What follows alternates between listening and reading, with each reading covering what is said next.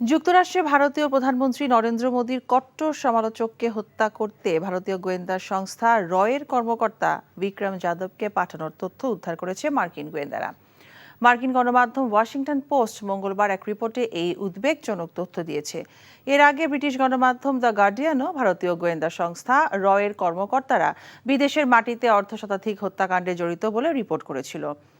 An assassination plot on American soil reveals a darker side of Modi's India শীর্ষক প্রতিবেদনে বলা হয়, white house যখন প্রেসিডেন্ট বাইডেন নরেন্দ্র মোদীকে উষ্ণ অভ্যর্থনায় ব্যস্ত, তখন ভারতীয় গোয়েন্দা সংস্থা রয়ের কর্মকর্তারা যুক্তরাষ্ট্রে একটি হত্যা মিশন চালাতে একটি হিট টিম ভাড়া করেছিল।